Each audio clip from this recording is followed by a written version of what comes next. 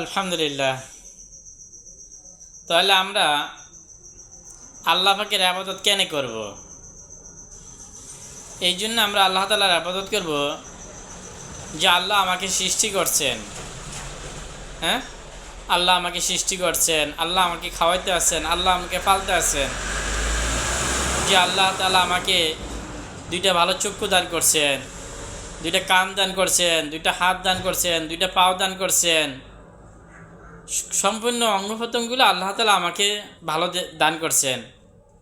হ্যাঁ, দুইটা চোখের দাম কত, দুইটা হাতের দাম কত, দুইটা কিডনির দাম কত।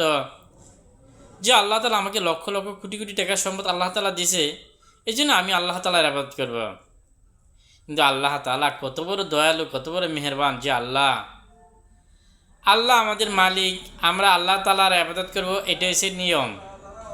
কিন্তু আল্লাহ তাআলা কত বড় দয়ালু, যদি আমরা আল্লাহ তাআলার হুকুম মানি আর আমগো নবীর তরিকা চলি, তাহলে আল্লাহ তাআলা আবার পরে গেলে আমার জন্য কী রাখছেন? শান্তির ফয়সালা রাখছেন। হ্যাঁ, আর বলছে দুনিয়াতে তো খানা পিনা খাইলে কষ্ট লাগে, জরুরতে ধরে, বিভিন্ন সমস্যা দেখা দেয়। কিন্তু জান্নাতের ভিতরে খাইবে, পান করবে, আরাম করবে লক্ষ লক্ষ কোটি কোটি বছরের জন্য। ওইখানে কোনো পেশাব পায়খানা ধরবে না, ওইখানে অসুস্থ হবে না, ওইখানে এরকমভাবে কোনো কষ্টে কোনো কাজ নাই, খালি খাইবে, আরাম করবে, ফুর্তি করবে। জান্নাতের মধ্যে না জানতে কোনো অভাব নাই।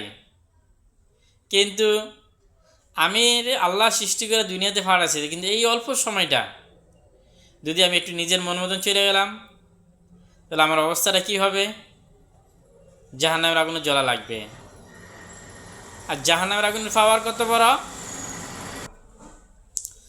জাহান্নামের আগুনের পাওয়ার কত! দুনিয়াতে যদি যেখানে লস স্টিমার বানায়, সেখানে গেলে দেখা যায় গ্যাসের আগুনটা লোহার মধ্যে ধরছে, গ্যাসের আগুনের মধ্যে লোহাটা ধরলে দুনিয়াটা দুই ভাগ হয়ে যায়। তো দুনিয়ার আগুনে লোহাকে দুই ভাগ করে লায়। জাহান্নামের আগুন এর চেয়ে 79 হিট বেশি। তাহলে ওটার পাওয়ার কীরকম হবে, ওটার কষ্ট কীরকম হবে?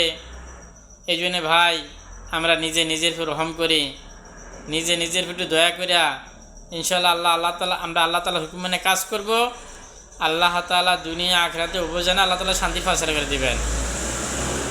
আর যদি আমি মুনসা তরিকা চলি, দুনিয়া তো কষ্ট পেরেশানি, আবার মরার পরে শক্ত আযাব। তাই জন্যে আল্লাহ আমাদেরকে এই যে কথাগুলো বললাম, শুনলাম, এর আমল করার তৌফিক দান করুক। আমিন। ওয়া আখিরু দাওয়ানা আলহামদুলিল্লাহি রাব্বিল আলামিন।